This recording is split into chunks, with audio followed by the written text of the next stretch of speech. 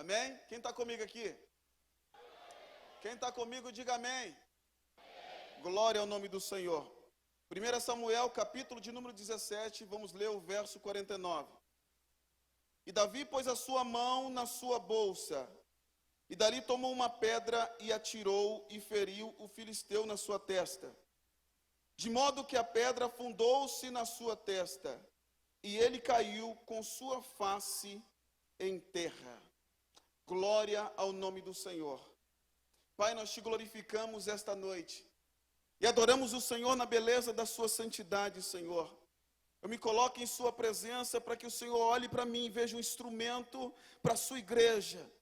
Porque os seus filhos não vieram aqui consultar carne e também não vieram consultar sangue, mas vieram aqui para consultar o Senhor, que é bendito eternamente, amém. E eu peço, Senhor, que a sua presença se faça neste lugar, porque nós entendemos que o lugar onde o Senhor está, o ambiente nunca mais é o mesmo. Pai, que o Senhor venha incendiar o coração dos seus filhos e que eles venham sair daqui encandecidos pela sua glória e pelo seu poder. Porque, Senhor, como eu disse outrora, o ambiente aonde o Senhor está, o lugar nunca mais continua o mesmo. É o que nós pedimos e já somos gratos ao Senhor. E você confirma dizendo amém e amém por essas verdades. Aleluia, Jesus, glória a Deus. Queridos, o texto que ora nós acabamos de ler remete ao final de uma história que começou não tão bem. E para que você entenda esse texto, é necessário narrar a história que antecedeu esse texto. Todos conhecem a história do rei Davi. Como eu disse, nada é novo. Todos também conhecem a história do rei Saul. E é por aqui que eu quero começar. Querido, a Bíblia diz que o povo de Israel, depois de ter visto o maná no deserto, depois de ter visto codornizes saindo do mar, depois de ter visto coluna de fogo à noite, coluna de glória e de fumaça de dia, o povo, depois de ter visto no deserto a rocha lá em Meribá saindo água, vertendo água, o povo que viu as suas roupas ficando rotas, mas não desmanchando, o povo que viu o seu sapato crescendo junto com os seus pés, o povo que viu mais milagre do que qualquer outra geração. Depois de tudo que eles viram, eles decidiram, unânimes, que a monarquia de Deus já não era mais necessária. E olharam para o profeta da época, maior autoridade eclesiástica no mundo antigo, o profeta Samuel, e disseram: olha, nós queremos um rei como as outras nações. Nós queremos um rei que vá adiante de nós como as outras nações. E eu entendo, querido, quando o povo está sendo regido por Deus e pede outros deuses, é porque está servindo a Deus por conveniência. E a visão daquele povo já não era como outrora, porque aqueles que estavam no deserto morreram e ficaram lá, e se levantou outra geração. E a monarquia que Deus estabelecia, eles desprezaram. E a Bíblia diz que, segundo ao olhar do povo, não ao olhar de Deus, Samuel estabeleceu um rei. E eu quero aqui citar a biografia deste rei. A Bíblia diz que o rei constituído, chamado Saul, ele era da menor tribo de Israel, se eu não me engano, a tribo de Benjamim. A Bíblia diz que em beleza e estatura, ele se sobressaía sobre todos os homens. Ou seja, era um perfil Brad Pitt misturado com Arnold Schwarzenegger. Era um homem que, quando você olhava, você via pose de rei. Quando você olhava para ele, ele tinha cheiro, jeito de rei, falava como um rei. Só que o olhar do povo era um olhar tacanho, pequeno, que olhava somente o estereótipo, queridos. E a Bíblia diz que, ao olhar do povo, Deus constituiu um rei e levantou o primeiro rei de Israel, o rei Saul. E a Bíblia diz que o rei Saul, ele começou até bem. O rei Saul orava, o rei Saul jejuava, o rei Saul até sacrificava ali junto com o profeta Samuel. O rei Saul venceu até algumas batalhas. Mas chegou um dia que a altivez de coração tomou o seu coração. Chegou um dia que a soberba tomou o seu coração. Querido, Samuel, ele era profeta, sacerdote e juiz. Saul era rei e juiz, e também profeta. Só que para ele não estava bom. Ele queria também ser sacerdote.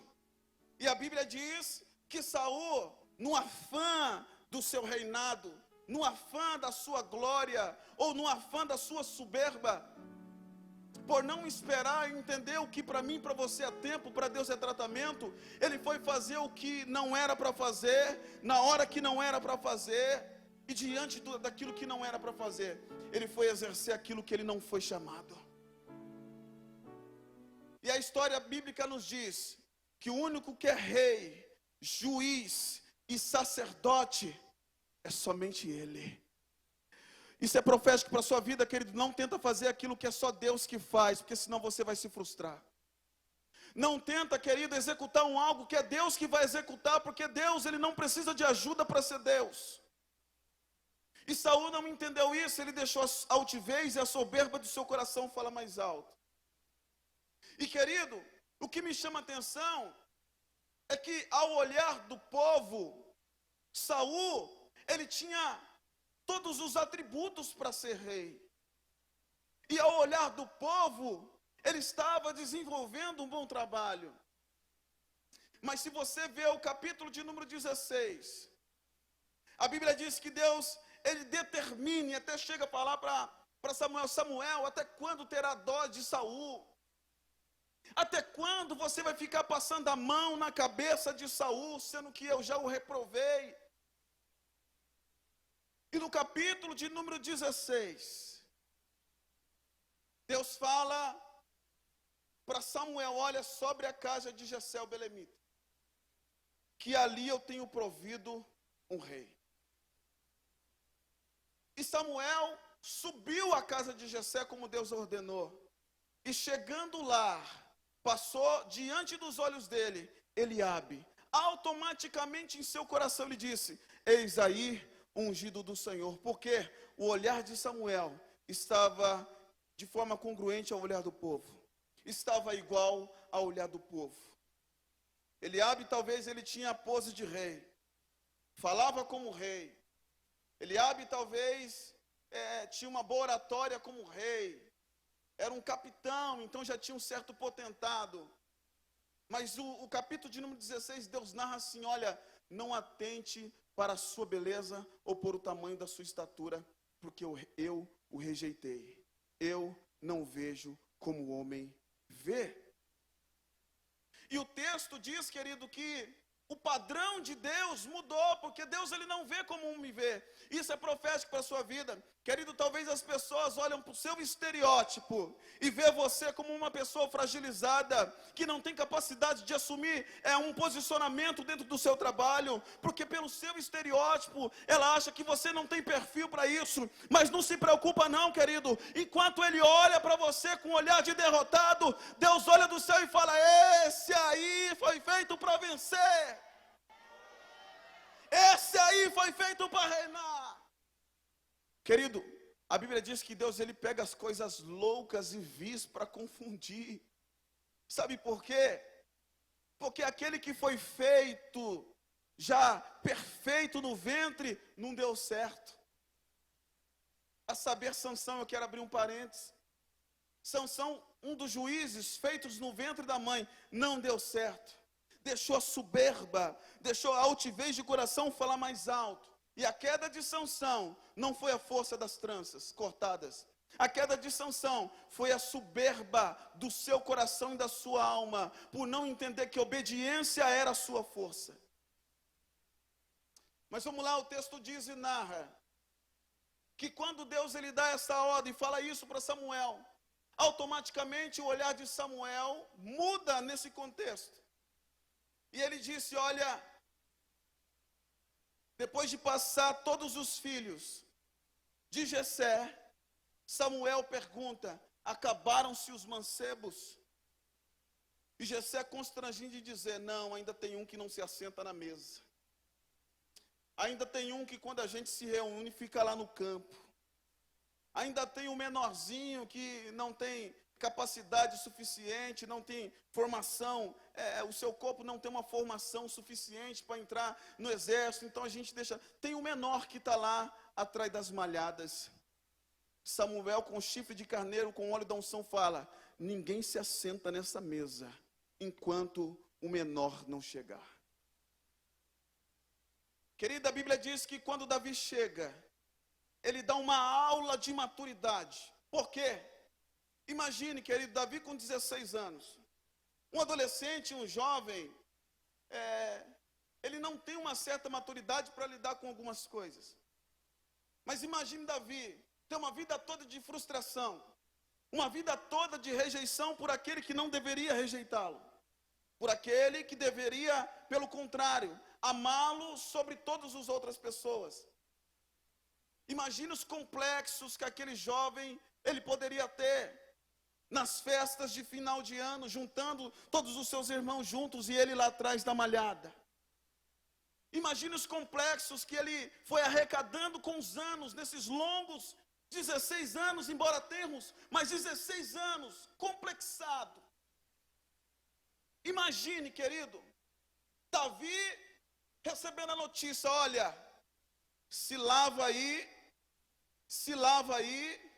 e sobe lá na casa do seu pai, que hoje você vai entrar lá, você vai sentar na mesa.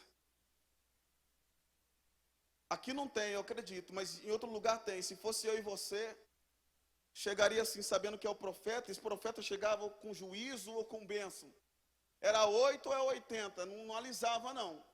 Não tinha panos quentes não. O profeta chegava para arrebentar mesmo. E mandou chamar Davi para se assentar na mesa. Talvez se fosse um jovem imaturo, chegaria lá na casa, metendo o pé na porta, falando: cheguei. Estava me esperando, aquele que faltava chegou. Como diz o jovem, né? O brabo chegou. Aleluia. E Davi chegou num nível de maturidade tão grande, que ele não chegou condenando, tá vendo? Vocês me deixaram a vida toda lá, mas agora, ó, ele chamou eu, foi eu que ele chamou. Não foi vocês lá, né, ele me chamou. Não. Davi, ele se portou de uma forma tão madura, que nos dá uma lição tão grande, querido. Qual lição? Que o sofrimento de outrora é uma catapulta, querido, para a glória vindoura. Se Satanás entendesse que a igreja é igual clara em neve, que quanto mais bate nela, mais ela cresce, ele pararia de perseguir a igreja. E o texto diz que o chifre com azeite foi derramado todo na cabeça de Davi. E Davi poderia ser um imaturo e falar: e agora? Tem óleo na sua cabeça, Eliabe? Não. Tem óleo na sua cabeça? Tem óleo na sua cabeça? Não. Na minha tem. Na minha tem, na sua não tem. Sabe aquelas fusquinhas de imaturo? Mas sabe o que me chama a atenção? É que Davi, ele foi ungido rei naquela noite. Os seus irmãos ficaram todo bicudinho. Mas sabe o que me chama a atenção? É que no outro dia, ele ainda era pastor de ovelha. Sabe por quê? Porque o tempo da anunciação é diferente do tempo do cumprimento, querido. Porque Deus, ele olha para você e fala assim, ó: o que para você é tempo, para mim é tratamento, não por etapas. O que para mim e para você é tempo, para Deus é tratamento. Existem processos que é necessário para mim e a sua fé se amadurecer. Porque Deus não é um ser menino. A Bíblia diz que Davi, no outro dia, ele era ainda pastor de ovelha e estava atrás das malhadas. Mas o óleo estava sobre a sua cabeça.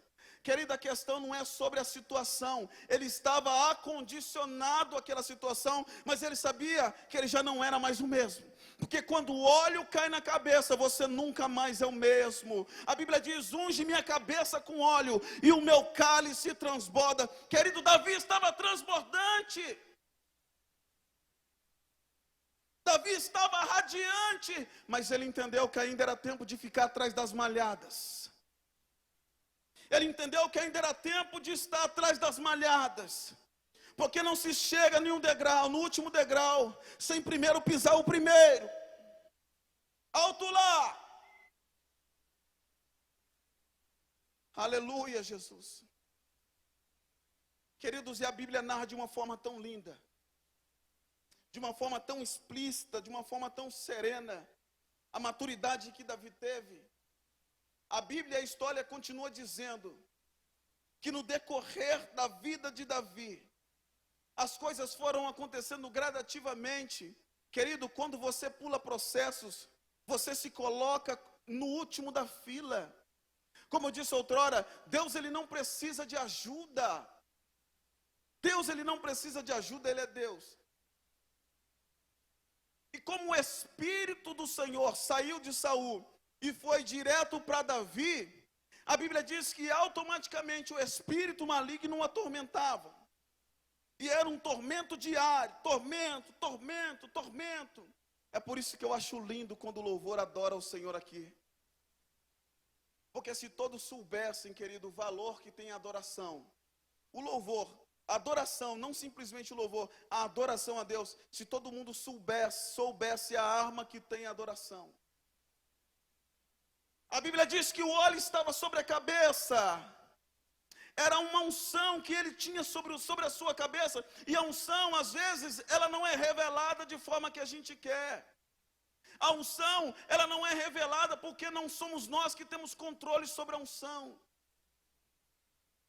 A Bíblia diz que quando o espírito maligno tomava a vida de Saul, deram um conselho para ele, falaram: Saul, tem um menino lá bonito, baixinho, mas pensa num cabra bonito, ruivo, cabelo lisinho, e o menino toca uma harpa terrível, e o Espírito de Deus está com ele.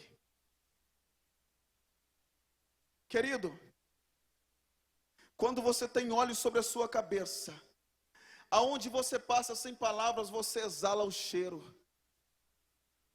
Quando você tem um óleo sobre a sua cabeça, aonde você passa, o óleo pinga e o lugar é transformado. A Bíblia diz que quando Davi, o tangedor de harpa, tocava a sua harpa, o espírito maligno vazava fora. E constantemente isso era rotina, porque o espírito maligno tomava a vida de Saul, simplesmente porque fez algo que não era para ser feito. E a Bíblia diz que o amor de Saul por Davi foi tão grande, que ele se tornou seu escudeiro e falou: olha, Jessé, deixa esse menino morar comigo, deixa esse menino morar aqui, deixa esse menino me servir. E Davi exercia serviço sobre o reinado de Saul, sobre a casa de Saul, e houve um amor ali enlaçado entre os dois, e até mesmo sobre o seu filho Jonathan. E a Bíblia e a história nos narra, querido, algo fora do comum. Que Davi, o tangedor de harpa, mesmo com a unção sobre a sua cabeça, mesmo já tendo subido de nível, estando dentro da casa de Saul, dentro das acomodações do rei, sentando na mesa do rei, Davi, ele nunca esqueceu de onde ele veio. Davi pensava assim: hoje eu estou aqui tocando harpa, mas eu lembro que ainda eu tenho que estar atrás das malhadas. Não pule etapa, querido, é necessário. Não se deslumbre, querido, com aquilo que está diante dos seus olhos, porque Deus não vê como o homem vê. Aleluia. Quem está entendendo, diga amém. Faz barulho de crente, pelo amor de Deus, igreja. Aleluia. Quem está comigo faz barulho. Aleluia, glória a Deus. Queridos, e estou um pouco nervoso, viu? Pastor Eugênio, esse cabelo dele me... E querido, o interessante de tudo é que se levantou uma guerra que perdurou por alguns anos entre Israel e os filisteus. Como eu disse, nada é novo, mas é necessário que eu narre essa história. E estava em um dia no campo de batalha, os seus irmãos, os irmãos de Davi, que eram homens de guerra do exército de Saul, estavam em um monte, preparado para pelejar. Mais de 200 mil homens. e do outro lado estavam os filisteus, em um outro monte. E no meio dos dois montes tinha um vale. E neste vale tinha um campeão de guerra que todo mundo conhece por nome de Golias. Descendência e ascendência de Anak, um homem grande, tinha não sei quantos côvados e mais um palmo. A Bíblia narra dessa forma. Um homem zarrão, um homem gigante, um homem de guerra. Sua couraça, sua lança, 5 homens carregava, toda aquela história. E a Bíblia diz que, diante de tudo aquilo, sabendo o Deus que servia, lembrando todos os dias do que acontecia no deserto, do que aconteceu no deserto, sabendo que o mesmo Deus era o mesmo que poderia livrar, o exército de Israel se acovardou. E eu falo por que se acovardou, querido? Porque só dá um passo no inacreditável quem tem óleo na cabeça. Só dá um passo no imaginável quem tem um óleo na cabeça. E a Bíblia diz, querido, que Davi vem trazer provisões para os seus irmãos de guerra, porque Davi só prestava para ficar atrás da malhada. Davi só prestava para ficar no campo. Davi só prestava para fazer coisas insignificantes aos olhos de seu pai. E lá vem Davi, com um burro de carga, trazendo pão, leite, e o filisteu afrontando lá. E o filisteu afrontando o exército de Israel. Davi olhou baixinho para aquele, eu quero conjecturar aqui, eu creio que cutucou alguém e falou, quem é esse cabra aí? E todos falando, Davi, fala baixo, e vai te escutar. Não, quem é esse cabra? Já percebeu que todo baixinho é irritado? Já percebeu que todo baixinho é irritado? Eu vou usar uma fala de um pregador antigo aqui, ó. Mas Deus ama os baixinhos, sabe por quê? Na hora do mover do Espírito Santo, eles enchem mais rápido. Aleluia, Jesus. O céu ama os baixinhos. Pega essa, Edivaldo. Querido, e neste afã, o povo dizendo, Davi, fica quieto, esse homem vai te matar. Querido, quem tem óleo na cabeça não olha para o tamanho de um gigante. Quem tem óleo na cabeça entende, querido, que ele só tem que pôr o pé no inacreditável, que Deus vai fazer coisas surpreendentes. E Davi, daquele tamanhozinho, olha para, olha, eu vou.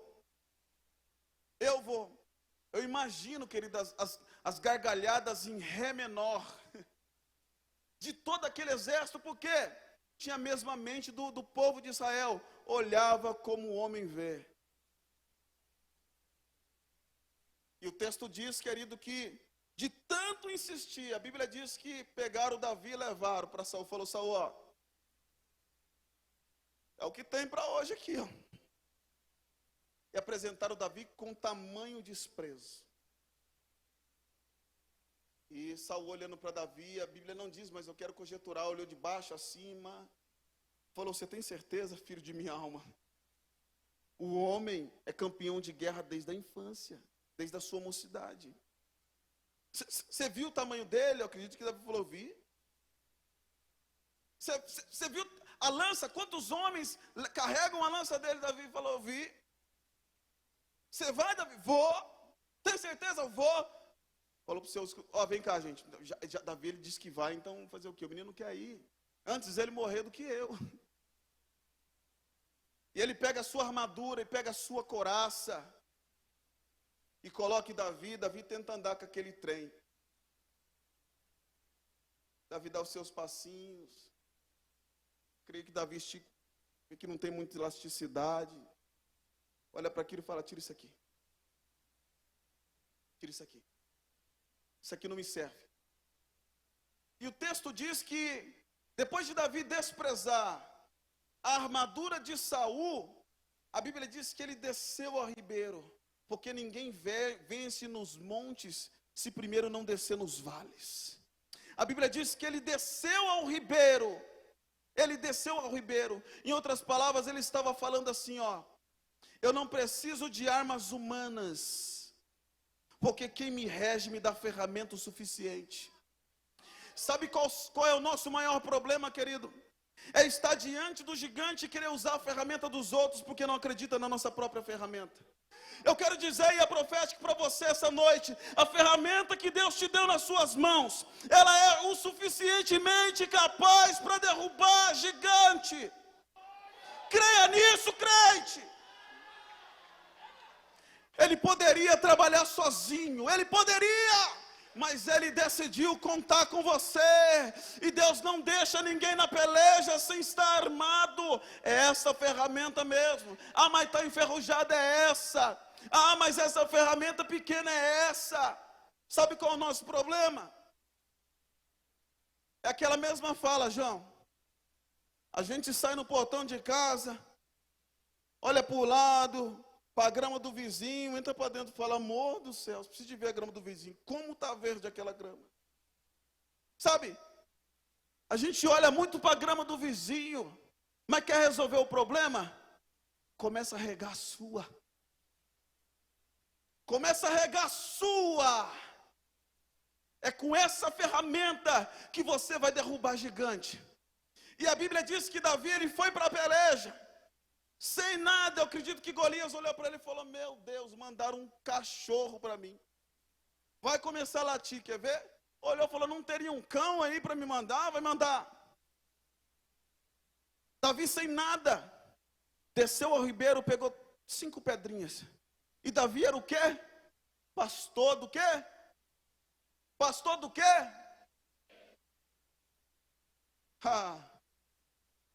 Golias, ele não sabia da conversa que Davi teve antes com Saul. Quando Saul desprezou Davi, ele falou, Saul, vocês tudo estão rindo de mim aí, mas eu quero testemunhar. Vocês falam de mim, mas um dia eu estava lá apacentando as ovelhas do meu pai.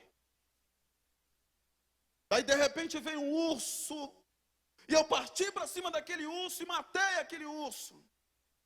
Outra feita, eu também estava ainda apacentando as ovelhas. E veio um leão, e com as minhas mãos, eu rasguei aquele leão no meio. Eu creio, a Bíblia não fala, mas eu quero conjecturar. Davi tirando a blusa, falando, está vendo essa marca aqui, ó? É das minhas batalhas com o leão. Está vendo essa outra marca aqui, ó? É das minhas batalhas com o urso. Porque vencedor, ele tem marcas. Marcas, e essas marcas se chama legado. Porque, querido, não adianta você viver uma vida aqui e sempre pensar em fama, sem deixar um legado. Todos os mártires, eles deixaram um legado a ser seguido. Glória ao nome do Senhor. E a Bíblia diz que depois desse testemunho, Davi foi mais encorajado. Aí o exército também começou a crer. E começa a peleja. E vem um gigante Golias para cima. E Davi dá uma esquivada para o lado, dá uma esquivada para o outro. E Davi pega e joga a pedra na testa do gigante. O gigante cai por terra. A história é muito linda, muito simples. Mas existe um porquê que Davi matou o gigante. Davi era um pastor e todo pastor de ovelha, além de ter cajado, ele tinha funda. Qual era a função da funda? A funda, o pastor ele pegava uma pequena pedra. E quando a ovelha se desgarrava demais, porque uma ovelha, quem conhece a ovelha aqui? Ela se assusta muito fácil, não é? Você falou, gritou com a ovelha, ela trava, ela para. E a Bíblia diz que Davi, ele aprendeu, ele desenvolveu uma técnica com aquela funda, de que quando ele rodava aquela funda, a ovelha que estava desgarrada, ele jogava uma pedrinha, a pedrinha quicava ou batia em cima, levemente da ovelha, a ovelha parava, ele ia lá e pegava. E Davi, rotineiramente, cotidianamente, sempre desenvolvendo com a ferramenta de pastor, de ovelha. O que eu quero dizer, querido, o que fez o gigante cair, não foi como alguns dizem, o sopro de Deus levou a pressão da pedra e afundou na testa, ou foi o dedo de Deus que tocou na testa do Golias. Queridos, Davi matou Golias porque ele treinou antes com a ferramenta que Deus deu para ele. Sabe por que talvez você não está vencendo com a sua ferramenta? Porque você vê uma insignificância nela, deixa ela do lado. Deus está falando nesta noite, pegue a sua ferramenta e vai para o campo de batalha treinar, porque é com essa ferramenta que você vai vencer as suas milícias. É com essa ferramenta, vai treinar. Talvez você diz assim, olha, eu queria tanto cantar, mas não abre a boca. eu queria tanto pregar, mas a Bíblia está lá de enfeite, em cima da cômoda, aberta no Salmo 91 a 23. Davi venceu o gigante, claro, porque ele tinha olhos sobre a cabeça, mas porque ele treinou antes da batalha. Entenda uma coisa, igreja, Deus não vai fazer pela igreja aquilo que é para a igreja fazer. Deus não vai fazer por nós aquilo que é para nós fazermos. Entenda, esta milícia toda, esta guerra toda que nós estamos vivenciando, é Deus afinando, ou pelo menos te dando o feeling de você afiar a sua navalha, afiar a sua ferramenta, o seu instrumento de guerra. Esta peleja você não peleja, o Senhor peleja por vós, queridos, mas fique pelo menos pronto para, em condições de. Deus, Ele não é o nosso mordomo, Ele é rei e também é o nosso Senhor. E como eu disse outrora, se eu e você fomos cristãos, que pensa somente em ter um gozo aqui na terra, somos hipócritas. Quem está comigo, diga amém. Diga glória a Deus. Porque, querido, como eu disse, eu sou cristão porque eu quero ir para o céu. Quem vai comigo? Ah, querido, eu quero ir para aquele lugar que a Bíblia diz, quem vai comigo? Quem vai comigo para aquele lugar onde não vai existir mais choro, onde não vai existir lágrima? Diga glória a Deus comigo. Ah, amor, eu vou ter que falar, amor. Eu vou ter que falar. Querido, vem comigo, vem comigo. Quem vai comigo para lá? Aleluia. Querida, a Bíblia diz em 1 Coríntios capítulo 15, verso 51, que num abrir e fechar de olhos, o arrebatamento, pum, vai acontecer. Cadê a morte? Foi embora. Depois, no livro de Apocalipse, capítulo 20, verso 11, juízo final. E vi um grande trono branco, e o que estava sentado sobre o trono, cuja presença fugiu os céus e a terra, e não se achou lugar para ele. E vi os mortos grandes e pequenos, ou seja, desde o Bolsonaro até a última catástrofe, até o mendigo de rua, todos estarão diante do trono. Juízo final, ali a carne vai arder, ali o bagaço vai secar.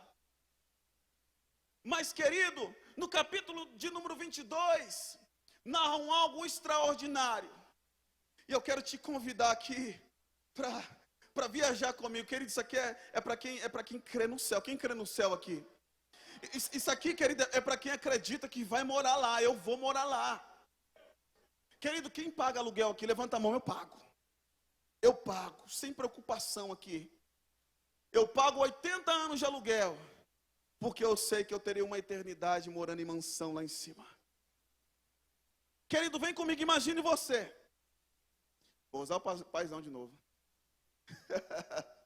Imagine você, querido, vem comigo, imagine você.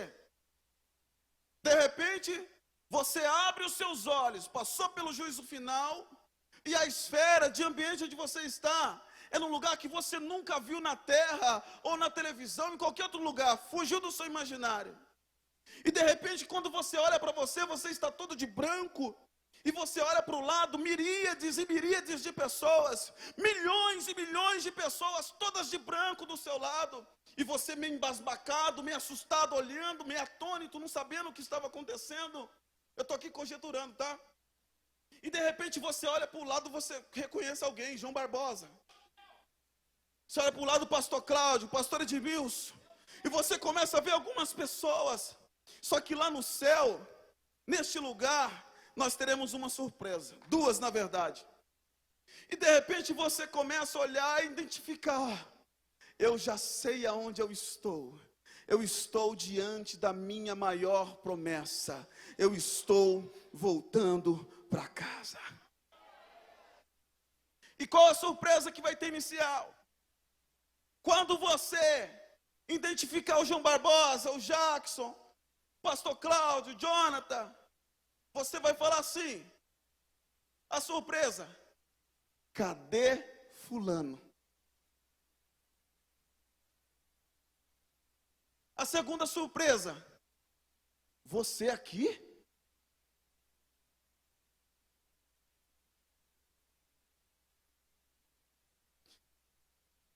Vem comigo, crente. E depois de você identificar, você está seguindo. Como diz o jovem João Barba, você vai seguindo o bonde. E você está indo, olhando, admirando. E de repente você fita os seus olhos no horizonte, no meio daquele mar de gente de branco. E você olha que tem uma sobressalência no meio daquelas pessoas. E isso te chama atenção. E você vai cortando o caminho e vai chegando perto dessa pessoa. E quando você vê, esse ser está sentado em cima de um cavalo. Só que o cavalo não é normal. O cavalo exala fogo. Ah, eu sou crente, gente. Vem comigo. O cavalo exala fogo. E você fala, que coisa estranha. Eu já ouvi falar nessas coisas. Deixa eu ver quem é ele. E quando você vai chegando mais perto, você olha para o pé e logo vê um reflexo, porque os pés dele reluz mais do que a luz, como um latão reluzente. E você fita, tampa os seus olhos e fala, não, eu vou olhar para a face. E quando você olha para a face, ofusca seus olhos, porque a face dele brilha mais do que o sol. Aí você entende, este é aquele que triunfou na cruz.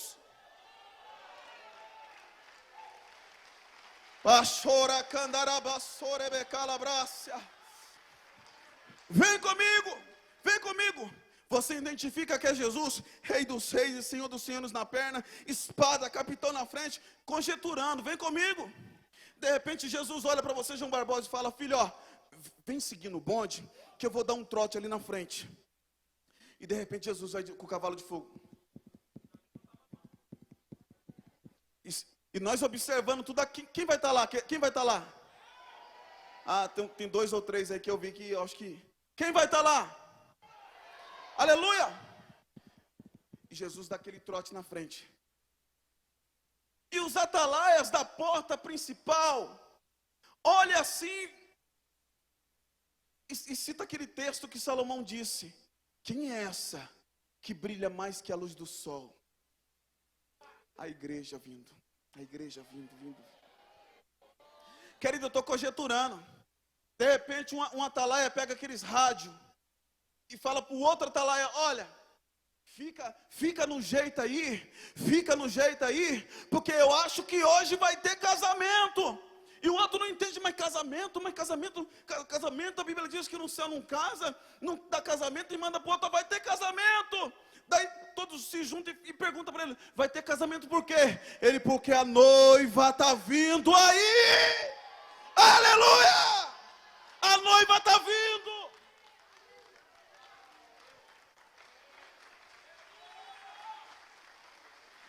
A noiva está vindo. Querido, e de repente Jesus, eu estou conjecturando, tá? Gente, eu sou crente, eu creio nisso. Jesus vai parar as portas. E lá vem o pastor Cláudio. Olhando, entrando pelos portais celestiais. Mas antes a voz vai bradar. Quando Jesus estiver chegando, um anjo vai dizer, levantai, ó portais celestiais, para que entre o Rei da Glória. E dessa vez Jesus vai falar assim, não, hoje vai ser diferente, eu vou ficar na porta. E Jesus está ali na porta. E de repente vem o pastor Cláudio, toda bobada, olhando, e chegando, Jonathan em seguida, Danila, pastor Adilda, aquele bandão da Jesus Cristo a poder chegando na frente. Aleluia, linha de frente. Aleluia. E o pastor Cláudio chegando, entrando para dentro, assim, daquilo que ele tanto sonhou, ele tanto militou. Quando o pastor Cláudio vai pisar para dentro, Jesus, calma aí, calma, porque está preso, calma. Daí o pastor Cláudio já fala, meu Deus, é gerena para mim. Eu vou ou eu desço? Me parou na porta. Jesus, calma, meu filho, calma. Calma, o preço foi pago.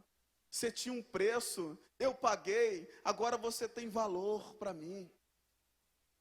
E eu te quero para mim. Não, vem cá. Eu te parei porque primeiro eu preciso fazer algo. E Jesus saca do bolso, não sei, de algum lugar, um lenço, chamado lenço da eternidade. Fala assim, ó, você vai entrar. Mas primeiro vem cá, eu vou enxugar todas as suas lágrimas. Porque aqui você não vai precisar mais chorar. De repente o pastor Cláudio, ele entra naquele lugar no sonho, e ele enxerga uma mesa do tamanho da eternidade, com tudo aquilo que ele nunca comeu, caviar, pão de queijo, com tudo. E ele olha lá, tem uma plaquinha, porque o nome dele ainda não mudou, ele não recebeu a pedra branca com o nome dele está lá, pastor Cláudio, né? Vai estar lá Cláudio. E ele vai sentar naquele lugar, denominado o nome dele, do lado do João Barbosa, do outro de frente a Heloísa, do de frente que a Heloísa, João Pedro aqui, ó, meu irmão, levanta a mão aí, João, meu irmão, do lado do pastor Cláudio, pastor Aparecido com a Cris, todo mundo sentado, e abobado, cheio daquelas coisas que nunca comeu, estava até com medo de comer e engasgar, e de repente, o coração do pastor Cláudio começa a palpitar, e ele fala, é hoje que eu vou empacotar. Daí ele lembra, eu estou no céu já. E o coração batendo,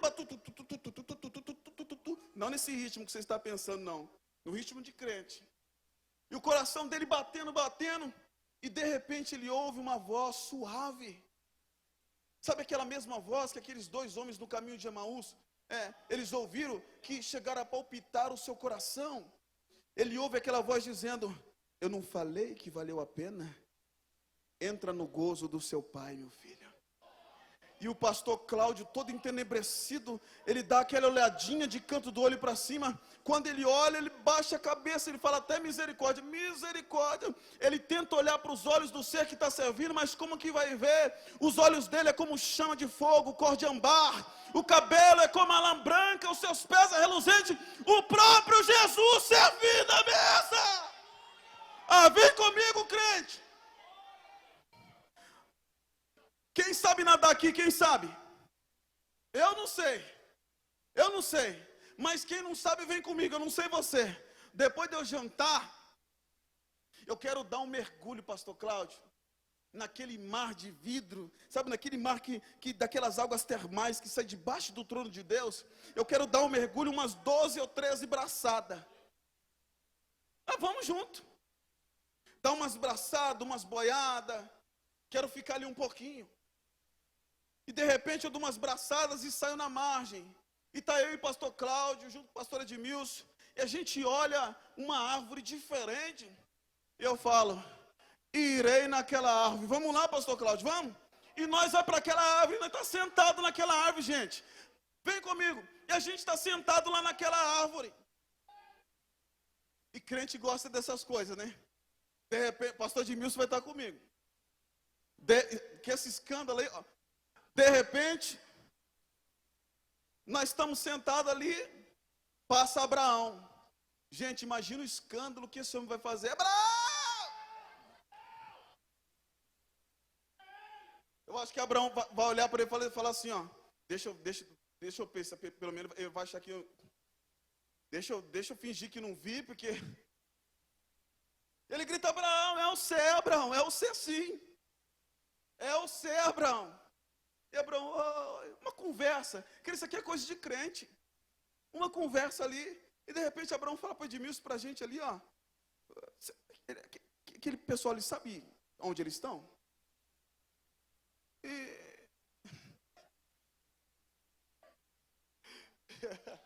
Vai chegar. E o pastor Edmilson, querido, ele fala, não, que árvore que era aquela? A gente percebeu que é um fruto diferente. E quando o fruto caía, nascia outro.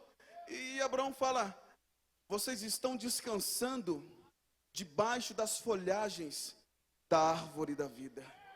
Querido, imagine você entrar no céu, comer tudo que não comeu, nadar naquelas águas termais e descansar debaixo da árvore da vida. Isso aqui é coisa para crente. Agora o pastor Eugênio entra. Olha lá, ó.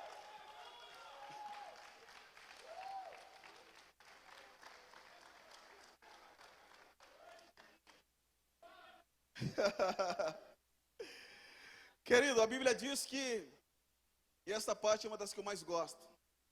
A Bíblia diz que no céu haverá 3 cânticos.